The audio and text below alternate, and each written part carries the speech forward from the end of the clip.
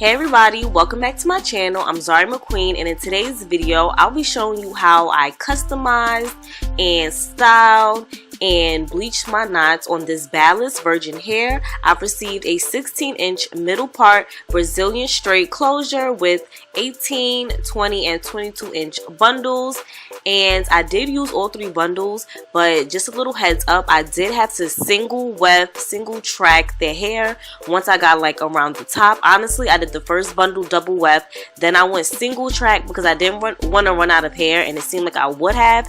So yeah, I made this unit into, you know, your typical dome cap unit. You cut out the, you know, the cap under the closure and you're good to go.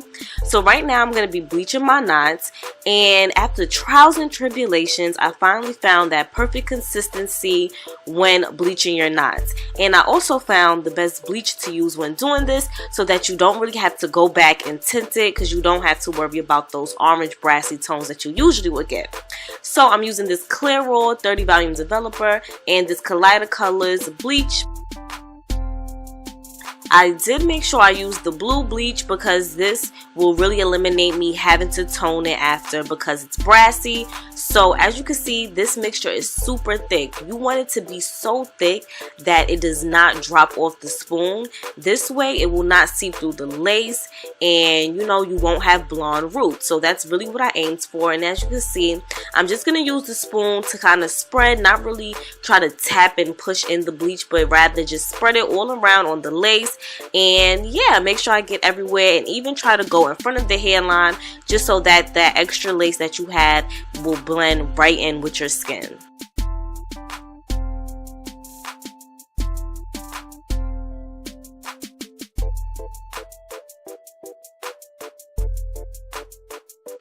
So I did leave the bleach on for 15 minutes. I feel like 20 would have been perfect, but all good. I can always go back in there and fix it. So right now, after I wash the bleach out, this is the perfect time to train my closure how I want it to lay. So I'm just taking this time to move the part a little back so that I got a deep middle part, and I'm moving the hair the way that I want it to lay, because with this new method that I'm using, I don't really want it coming towards my face. I kind of want it to, you know, frame and go around my face. So that's why I'm kind of combing the hair back, and while it's wet it will really stay that way.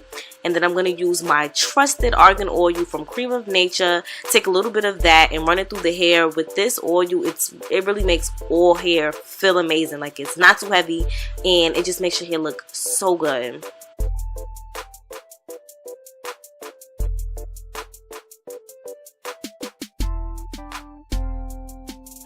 So now I'm going to go in with some mousse. This is really going to make sure that the hair stays in place and will really help while I'm plucking, just so that I can see what I'm doing. Nothing's really going all over the place. It's nice and neat, and I could do what I got to do.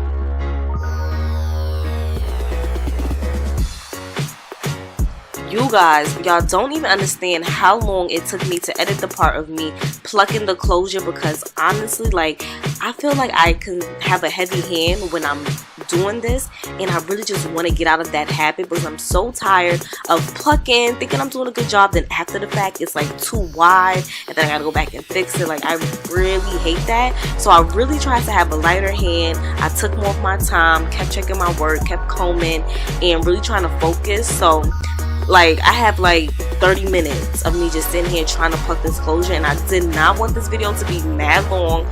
So, oh my god, the struggle. So y'all already know what I'm doing. Pluck that closure, pluck that part. It really helps with the middle part, because it helps you, you know, keep in the middle, because I know for some of us, we don't know how to part.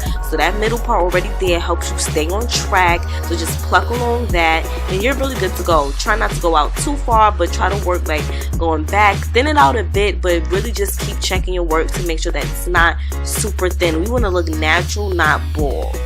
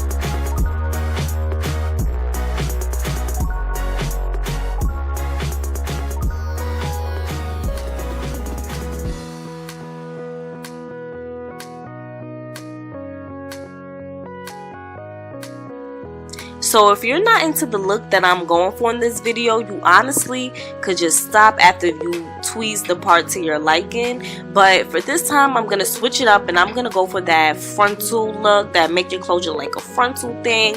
And yeah, so right now I'm taking the mousse and pushing the hair back.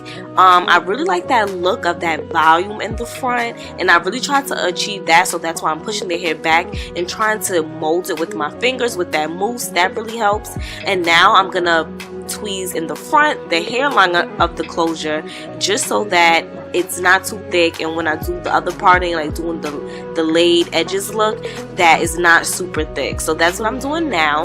And even if you don't want to do the edges, you definitely could do this step too. It'll help the closure lay a little flatter so it doesn't look too wiggy.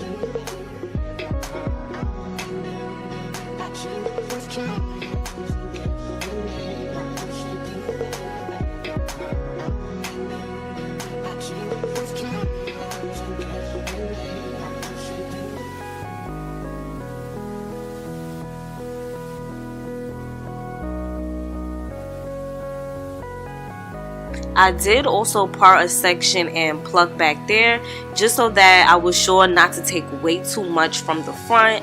This way it's, you know, thinned out but towards the back, so that the front isn't completely bald. Because listen, I know we going for natural, but bald is not it. I'm tired of seeing closures and frontals like dead ass with patches missing and saying that's natural. No, ladies, we gotta just try to make it work, you know.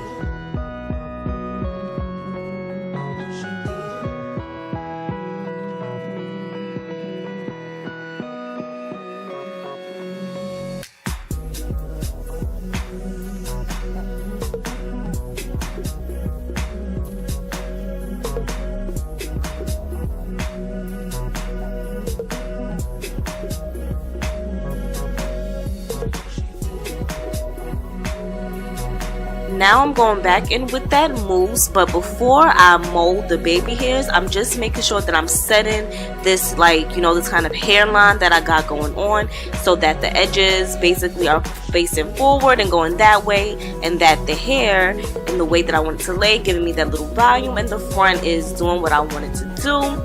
And what I like about this mousse is that even though I might put a lot, it's never too heavy. Like, it does give me that hold, but it's never too heavy that it just completely weighs the hair down, and I really like that. So that's kind of why I use a lot, but it's also very helpful too with making sure that things stay in place and helping me mold. And as you can see, I'm going back with the tweezers with that little section just to make sure that it's not super thick. I really feel like one of my mistakes when it comes to frontals and closures is that I have too much hair in the baby hairs, and my end result, I did still feel like that, but we're gonna work on it. And I think next time I'm gonna use a hot comb. But listen, that doesn't matter. Let's keep watching. Go.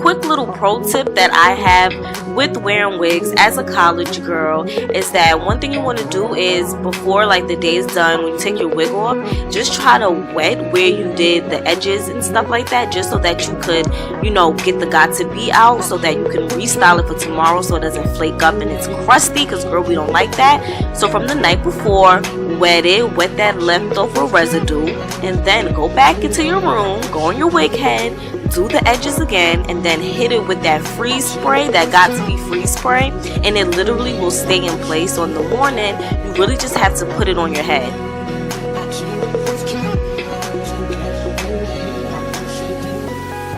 This is the final result. I really love it, and I really like this look, and when you put it on, it looks honestly way more natural.